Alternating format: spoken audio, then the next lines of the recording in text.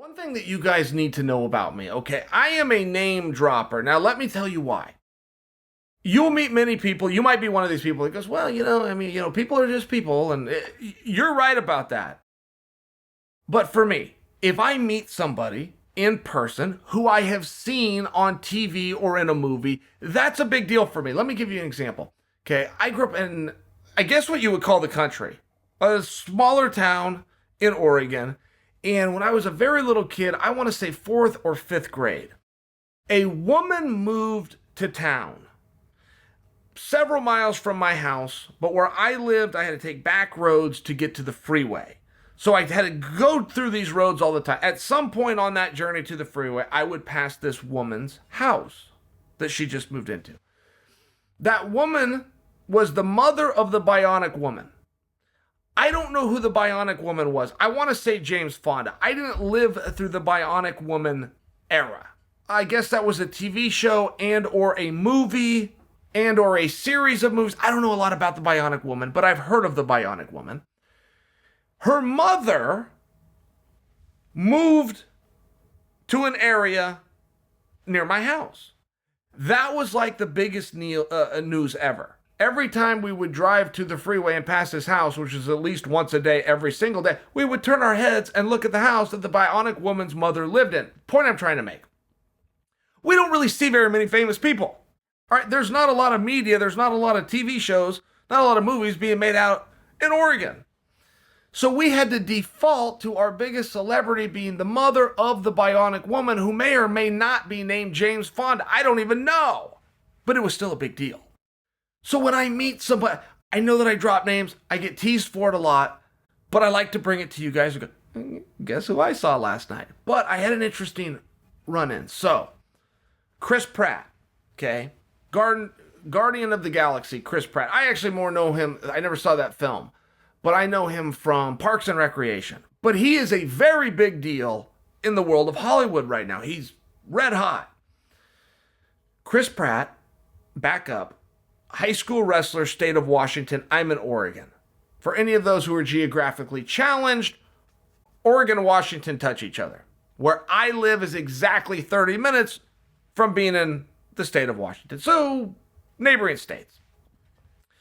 Chris Pratt in high school. Chris Pratt's a very handsome, he looks like a movie star. He is a movie star, but he looks like one as well. He plays a superhero, but you could see where he would get that part. Well, in high school, apparently that wasn't the same.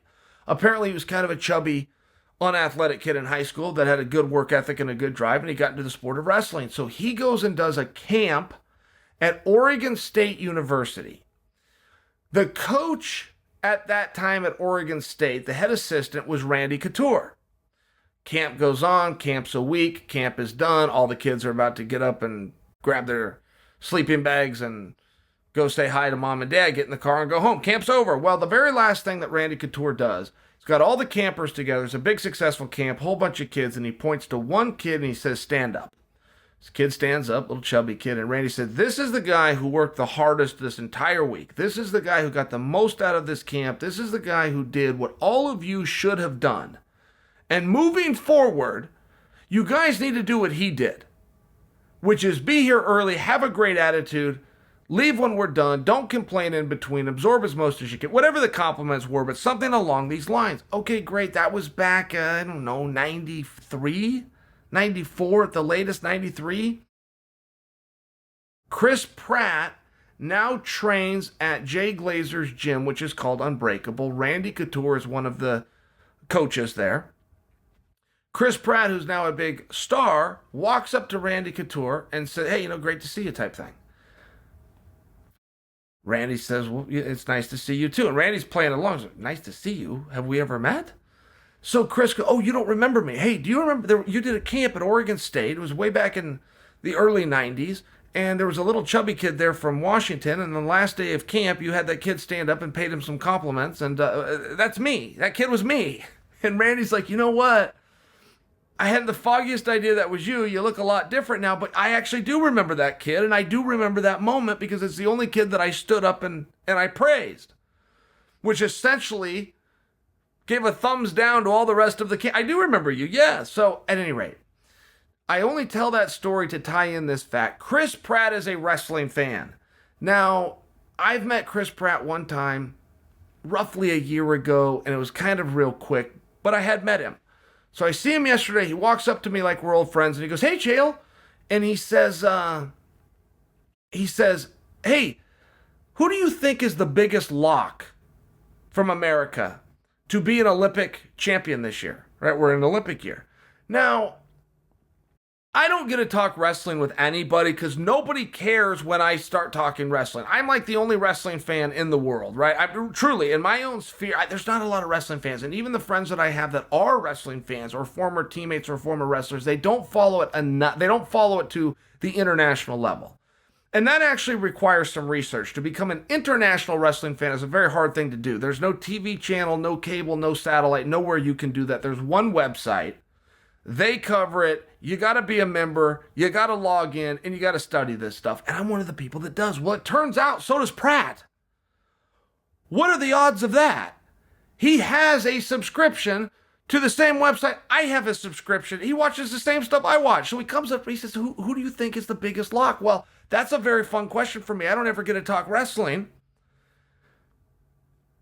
Lock for an Olympic gold medal. Is there any such thing in any sport? This is a tough question that he just asked me. So I think about it for a second. Okay, well, I think if Kyle Dake can get out of the country is an expression, meaning make the team.